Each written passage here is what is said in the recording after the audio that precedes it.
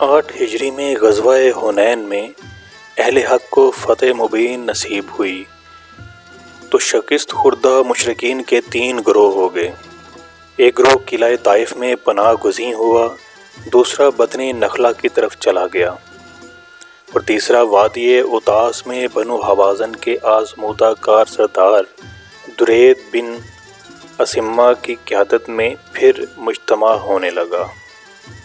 سرور عالم صلی اللہ علیہ وآلہ وسلم کو اوتاس میں جمع ہونے والے مشرکین کے جارحانہ عزائم کی اطلاع ملی تو آپ صلی اللہ علیہ وآلہ وسلم نے اپنے ایک جانثار ابو عامر عبید بن سلیم کو ایک جمعیت دے کر مشرکین اوتاس کی سرکوبی کے لیے روانہ فرمایا۔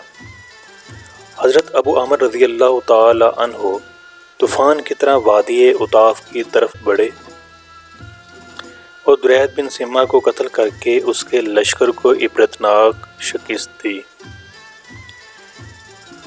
تاہم اثناء جنگ میں بنو ہشم کے ایک شخص کے تیر سے وہ خود سخت زخمی ہو گئے۔ مجاہدین اسلام میں ابو عامر کے بھتیجے بھی موجود تھے۔ چھوٹے سے قد کے یہ دبلے پتلے صاحب بڑے دم خم کے آدمی تھے۔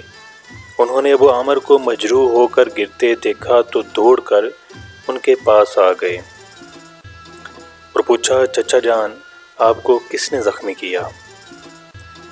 ابو عامر رضی اللہ تعالی عنہ نے اشارے سے بتایا تو وہ تیر چلانے والے ہشمی پر باز کی طرح جھپٹے۔ وہ بھاگ کھڑا ہوا۔ ان صاحب نے اس کا تعاقب کیا اور غیرت دلائی کہ اس طرح بھاگنا بزدلوں کا کام ہے۔ وہ تاؤ کھا کر رک گیا اور تلوار نکال کر مقابلہ کرنے لگا۔ حضرت ابو عامر کے شجاع بھتیجے نے اس کو چند لمحوں میں خاک و خون میں لٹا دیا اور واپس آ کر حضرت ابو عامر رضی اللہ تعالی عنہ کو خوشخبری سنائی کہ چچا جان، اللہ نے آپ کے دشمن کو ہلاک کر ڈالا۔ حضرت ابو عامر رضی اللہ تعالی عنہ نے فرمایا، میرے زانوں سے تیر نکالو۔ انہوں نے تیر باہر کھینچا تو خون کا فوارہ پھوٹ پڑا اور حضرت ابو عامر رضی اللہ تعالی عنہ کی حالت سخت نازک ہو گئی۔ دم نزا انہوں نے سعادت مند بھتیجے کو اپنا جانشین مقرر فرمایا اور انہیں وصیت کی کہ رسول اللہ صلی اللہ علیہ وآلہ وسلم کی خدمت میں میرا سلام عرض کرنا اور میرے لیے دعائے مغفرت کی درخواست کرنا۔ اس کے بعد انہوں نے اپنی جان آفرین کے سپرد کر دی۔ شہید راہ حق حضرت ابو عامر کے بھتیجے نے بارگاہ رسالت میں حاضر ہو کر لڑائی کے تمام واقعات عرض کیے اور ساتھ ہی حضرت ابو عامر رضی اللہ تعالی عنہ کی وصیت بیان کی۔ رحمت عالم صلی اللہ علیہ وآلہ وسلم نے اسی وقت وضو کیا اور دونوں ہاتھ اٹھا کر دعا کی، اے اللہ، عبید بن سلیم یعنی ابو عامر کو بخش دے اور اس کو جنت میں بہت سی مخلوق پر برتری عطا فرما۔ حضرت ابو عامر رضی اللہ تعالیٰ عنہ کے بھتیجے نے عرض کیا، یا رسول اللہ، میرے لیے بھی دعا کیجیے۔ حضور صلی اللہ علیہ وآلہ وسلم نے پھر دعا کی، الہی، عبداللہ بن قیس کی خطائیں بخش دے اور قیامت کے دن جنت میں اس کو باعزت داخلہ سے شرف یاب کر۔ حضرت ابو عامر شہید رضی اللہ تعالیٰ عنہ کے یہ خوشبخت برادر زادے، جن کے لیے فخر موجودات خیر الخلائق سید الانام صلی اللہ علیہ وآلہ وسلم نے جنت میں باعزت داخلے کی دعا مانگی، حضرت ابو موسیٰ اشعری تھے۔ انہی کا نام عبداللہ بن قیس تھا۔ سیدنا حضرت عبداللہ بن قیس، جنہوں نے تاریخ میں اپنی کنیت ابو موسیٰ سے شہرت پائی، قبیلہ اشر سے تعلق رکھتے تھے۔ حضرت ابو موسیٰ رضی اللہ تعالی عنہ یمن کے رہنے والے تھے اور اپنے قبیلے کے ذی اثر رؤساء میں ان کا شمار ہوتا تھا۔ اللہ تعالیٰ نے انہیں فطرت سلیم سے نوازا تھا خورشید رسالت فرعون کی چوٹیوں سے طلوع ہوا تو چند سال کے اندر اندر اس کی کرنیں سرزمین عرب کے دور دراز گوشوں پر بھی پڑنے لگیں، جن میں یمن بھی شامل تھا۔ حضرت ابو موسیٰ تجارت کے سلسلے میں مختلف ملکوں میں خوب گھومے پھرے تھے اور نئے لوگوں سے میل جول اور مختلف مذاہب کے مشاہدہ سے ان کا ذہنی افق وسیع ہو گیا تھا۔ مکہ سے اٹھنے والی صدائیں توحید ان کے کانوں تک پہنچیں تو انہوں نے فوراً اس پر لبیک کہا اور پھر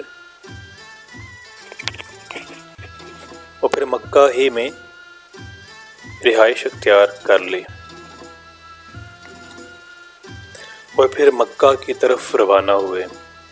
بارگاہ رسالت میں حاضر ہو کر بیعت کا شرف حاصل کیا اور بنو عبد شمس سے حلیفانہ تعلق قائم کر کے وطن کو مراجعت کی۔ وطن پہنچ کر انہوں نے بڑے جوش و خروش سے اسلام کی تبلیغ شروع کر دی اور تھوڑے ہی عرصہ میں بنو اشر کی ایک معقول تعداد کو دائرہ اسلام میں لے آئے۔ ان میں ان کی والدہ حضرت طیبہ رضی اللہ تعالی عنہا بنت وہب بھی تھیں، جو قبیلہ عاق سے تعلق رکھتی تھیں۔ حافظ ابن کثیر کا بیان ہے کہ جب حضرت ابو موسیٰ اشعری کو معلوم ہوا کہ رسول اللہ صلی اللہ علیہ وآلہ وسلم مکہ سے ہجرت فرما کر مدینہ تشریف لے گئے ہیں تو وہ اپنے 50 سے زائد 9 مسلم رفقاء کے ساتھ ایک کشتی میں سوار ہو کر عازم مدینہ ہوئے۔ اتفاق سے ان کی کشتی شاہی کشتیوں کے ساتھ حبشہ پہنچ گئی۔ پر روایت دیگر طوفان اور باد مخالف نے اسے حجاز کی بجائے حبشہ پہنچا دیا، تو حضرت جعفر بن ابی طالب نے حضرت ابو موسیٰ کو مشورہ دیا کہ آپ لوگ بھی ہمارے ساتھ یہیں ٹھہر جائیں۔ جب مدینہ میں حالات سازگار ہو جائیں گے تو سب ایک ساتھ مدینۃ النبی چلے جائیں گے۔ چنانچہ حضرت ابو موسیٰ اپنے ساتھیوں سمیت حبشہ ہی میں ٹھہر گئے اور آخر 6 ہجری میں مکہ کے مہاجرین حبشہ سے عازم مدینہ ہوئے تو حضرت ابو موسیٰ اور ان کے ساتھی بھی اس قافلے میں شریک ہو گئے۔ یہ تمام حضرات اس وقت بارگاہ رسالت میں پہنچے جب خیبر فتح ہو چکا تھا۔ سرور عالم صلی اللہ علیہ وآلہ وسلم ان کو دیکھ کے بہت خوش ہوئے، ہر ایک سے معانقہ فرمایا، سب کی پیشانی چومی اور ہر ایک کو خیبر کے مال غنیمت سے حصہ عطا فرمایا۔ مدینہ منورہ آنے کے بعد حضرت ابو موسیٰ رضی اللہ تعالی عنہ اپنے وقت کا بیشتر حصہ فیضان نبوی سے بہریاب ہونے میں گزارتے تھے اور کوشش کرتے تھے کہ سفر ہو یا حضر ہر وقت بارگاہ نبوی میں حاضر رہیں۔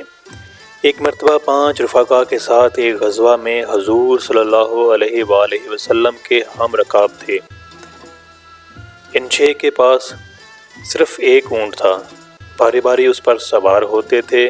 پیادہ پا چلتے چلتے سب کے پاؤں پھٹ گئے اور ناخن گر گئے تو سب نے پاؤں پر چیتھڑے لپیٹ لیے۔ ایک اور غزوہ میں فوج نے رات کو ایک جگہ پڑاؤ ڈالا، یہ دشمن کا علاقہ تھا۔ حضرت ابو موسیٰ کو حضور صلی اللہ علیہ وآلہ وسلم کی حفاظت کے خیال سے نیند نہ آتی تھی۔ اٹھ کر آپ صلی اللہ علیہ وآلہ وسلم خیمہ مبارک میں گئے، وہاں حضور صلی اللہ علیہ وآلہ وسلم کو نہ پایا تو بے چین ہو گئے اور آپ کی تلاش میں نکلے۔ راستے میں ایک اور صحابی کو اسی فکر میں سرگرداں پایا، دونوں آگے بڑھے، اتنے میں حضور صلی اللہ علیہ وآلہ وسلم واپس تشریف لاتے نظر آئے۔ دونوں نے عرض کیا، یا رسول اللہ صلی اللہ علیہ وآلہ وسلم، ہمارے ماں باپ آپ پر قربان، یہ دشمن کا علاقہ ہے، ہمیں ہر وقت آپ کی سلامتی کی فکر رہتی ہے، اس لیے آپ کو جس وقت کوئی ضرورت پیش آئے تو کسی کو حکم دے دیا کریں، وہ ساتھ ہو جایا کرے گا۔ رمضان 8 ہجری میں حضرت ابو موسیٰ کو ان 10,000 سرفروشوں میں شامل ہونے کا شرف حاصل ہوا جو فتح مکہ کے موقع پر سرور عالم صلی اللہ علیہ وآلہ وسلم کے ہم رکاب تھے۔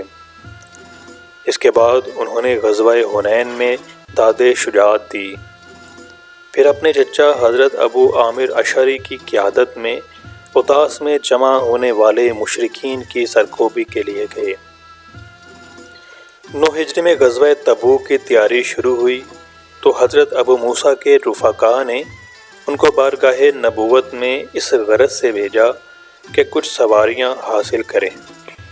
اتفاق سے اس وقت حضور حالت جلال میں تھے۔ حضرت ابو موسیٰ نے سواریوں کے لیے عرض کیا تو آپ صلی اللہ علیہ وآلہ وسلم نے غصہ سے فرمایا، میں تمہیں کوئی سواری نہیں دوں گا۔ حضرت ابو موسیٰ دل شکستگی کے عالم میں واپس آئے اور اپنے ساتھیوں کو حضور صلی اللہ علیہ وآلہ وسلم کے جواب سے آگاہ کیا۔ ان کو زیادہ غم اس بات کا تھا کہ معلوم نہیں حضور صلی اللہ علیہ وآلہ وسلم ان سے کیوں ناراض ہیں، لیکن ابھی وہ بیٹھنے بھی نہ پائے تھے کہ حضرت بلال پکارتے ہوئے آئے، عبداللہ بن قیس، چلو تمہیں رسول اللہ صلی اللہ علیہ وآلہ وسلم نے یاد فرمایا ہے۔ حضرت ابو موسیٰ فوراً حضور صلی اللہ علیہ وآلہ وسلم کی خدمت اقدس میں حاضر ہو گئے۔ حضور نے انہیں 2 اونٹ عطا فرمائے۔ وہ انہیں لے کر اپنے اہل قبیلہ کے پاس آئے اور ان کے حوالے کرتے ہوئے کہا، شاید تم سوچو کہ پہلے میں نے تم سے جو کچھ کہا تھا وہ بہانہ سازی تھی، خدا کی قسم ایسا نہیں۔ تم میرے ساتھ چند آدمی کسی ایسے شخص کے پاس بھیجو جس نے رسول اللہ صلی اللہ علیہ وآلہ وسلم کا ارشاد سنا تھا۔ اہل قبیلہ نے کہا، خدا کی قسم ہم آپ کو سچا سمجھتے ہیں، تاہم آپ اپنی بات کی تصدیق ضرور کرانا چاہتے ہیں تو آپ کی مرضی۔ چنانچہ حضرت ابو موسیٰ اپنے قبیلہ کے چند آدمیوں کو ساتھ لے کر گئے اور حضور صلی اللہ علیہ وآلہ وسلم کا ارشاد سننے والے اصحاب سے واقعہ کی تصدیق کرائی۔ صحیح بخاری میں ہے کہ غزوہ تبوک سے واپسی کے بعد ایک دن بنو اشر کے 2 صحابی حضرت ابو موسیٰ کو ساتھ لے کر سرور عالم صلی اللہ علیہ وآلہ وسلم کی خدمت میں حاضر ہوئے اور آپ سے درخواست کی کہ انہیں کسی عہدے پر فائز کیا جائے۔ حضور صلی اللہ علیہ وآلہ وسلم اس وقت مسواک کر رہے تھے۔ آپ صلی اللہ علیہ وآلہ وسلم نے ان کی درخواست سنی تو مسواک چھوڑ دی اور حضرت ابو موسیٰ رضی اللہ تعالیٰ عنہ سے مخاطب ہو کر فرمایا، ابو موسیٰ۔ انہوں نے عرض کیا، یا رسول اللہ صلی اللہ علیہ وآلہ وسلم، اس ذات کی قسم جس نے آپ کو حق کے ساتھ مبعوث کیا، مجھے یہ معلوم نہ تھا کہ میرے ساتھی کسی عہدے کے خواہش مند ہیں۔ حضور نے فرمایا، جو کسی عہدہ کی خواہش کرے گا میں اس کو عہدے پر ہرگز مامور نہ کروں گا، لیکن ابو موسیٰ تم یمن جاؤ، میں تم کو وہاں کا عامل مقرر کرتا ہوں۔ بعض روایتوں میں ہے کہ حضور صلی اللہ علیہ وآلہ وسلم نے حضرت ابو موسیٰ رضی اللہ تعالی عنہ کو یمن کے ضلع مارب کا حاکم مقرر فرمایا، اور بعض اہل سیر کا بیان ہے کہ آپ صلی اللہ علیہ وآلہ وسلم نے ان کو زبید اور ساحل کے علاقے کا عامل بنایا۔ تعلیم قرآن اور تحصیل زکوٰۃ ان کے خاص فرائض تھے۔ یمن کے دوسرے حصوں پر حضور صلی اللہ علیہ وآلہ وسلم نے حضرت معاذ بن جبل انصاری کو حاکم بنایا اور دونوں کو رخصت کرتے وقت نصیحت فرمائی کہ اپنے علاقے کے لوگوں پر سختی نہ کرنا، اپنا رویہ ان کے ساتھ نرم رکھنا تاکہ وہ خوش رہیں اور تم سے نفرت نہ کرنے لگیں، اور باہم میل جول سے رہنا۔ اس موقع پر حضرت ابو موسیٰ نے حضور صلی اللہ علیہ وآلہ وسلم سے پوچھا، یا رسول اللہ، ہمارے ملک میں 2 قسم کی شراب بنائی جاتی ہے، ایک جو سے جسے مضر کہتے ہیں اور دوسری شہد سے جس کو بتا کہتے ہیں، ان کے بارے میں کیا حکم ہے؟ حضور صلی اللہ علیہ وآلہ وسلم نے فرمایا، ہر وہ شے جو نشہ لائے حرام ہے۔ حضرت ابو موسیٰ اور حضرت معاذ بن جبل یمن پہنچ کر اپنے فرائض نہایت حسن و خوبی سے انجام دینے لگے۔ چند ماہ بعد سرور عالم صلی اللہ علیہ وآلہ وسلم حجۃ الوداع کے لیے مکہ معظمہ تشریف لائے تو حضرت ابو موسیٰ بھی یمن سے مکہ آئے۔ بارگاہ رسالت میں حاضر ہوئے تو حضور صلی اللہ علیہ وآلہ وسلم نے پوچھا، عبداللہ بن قیس، کیا تم حج کے ارادے سے آئے ہو؟ انہوں نے عرض کیا، ہاں یا رسول اللہ۔ حضور نے فرمایا، نیت کیا تھی؟ عرض کیا، میں نے دل میں کہا تھا کہ جو رسول اللہ صلی اللہ علیہ وآلہ وسلم کی نیت ہے وہی میری نیت ہے۔ حضور صلی اللہ علیہ وآلہ وسلم نے پوچھا، کیا قربانی کا جانور اپنے ساتھ لائے ہو؟ عرض کیا، نہیں۔ ارشاد ہوا کہ تم طواف اور سعی کر کے احرام کھول دو۔ حضرت ابو موسیٰ نے تعمیل ارشاد کی اور پھر اپنے عہدے پر واپس یمن آ گئے۔ تھوڑی ہی مدت گزری تھی کہ نبوت کے ایک جھوٹے مدعی اسود عنسی نے سارے ملک میں شورش برپا کر دی۔ اس شورش نے اس قدر زور باندھا کہ حضرت معاذ بن جبل مجبوراً اپنے مرکز حکومت جند سے نکل کر حضرت ابو موسیٰ کے پاس مارب آ گئے۔ جب مارب بھی باغیوں کے حملوں کی زد میں حملے کی زد میں آ گیا تو دونوں حضر موت کی طرف چلے گئے۔ اسود عنسی جلد ہی حضرت فیروز تیلمی اور ان کے رفاقا کے ہاتھوں کیفر کردار کو پہنچ گیا۔ اس کے قتل کی خبر مدینہ منورہ پہنچی تو سرور عالم صلی اللہ علیہ وآلہ وسلم نے بڑی مسرت کا اظہار فرمایا۔ یہ آپ صلی اللہ علیہ وآلہ وسلم کی حیات طیبہ کے آخری دن تھے۔ حضور صلی اللہ علیہ وآلہ وسلم کے وصال کے بعد حضرت ابوبکر صدیق مسلمانوں کے پہلے خلیفہ مقرر ہوئے۔ آپ کے منصب پر فائز ہوئے ابھی تھوڑا ہی عرصہ گزرا تھا کہ فتنہ ارتداد کی آگ سارے عرب میں بڑی شدت سے بھڑک اٹھی۔ صدیق اکبر نے اس فتنہ کا مقابلہ کمال درجے کے عزم اور حوصلے سے کیا اور چند ماہ کے اندر اندر اس کا استحصال کر دیا۔ اس کے ساتھ ہی یمن اور دوسرے تمام علاقے از سر نو خلافت اسلامیہ کے زیر تسلط آ گئے۔ حضرت ابو موسیٰ بھی حضر موت سے اپنے عہدے پر واپس آ گئے اور خلافت فاروقی کی ابتدا تک اپنے فرائض نہایت احسن طریقے سے انجام دیتے رہے۔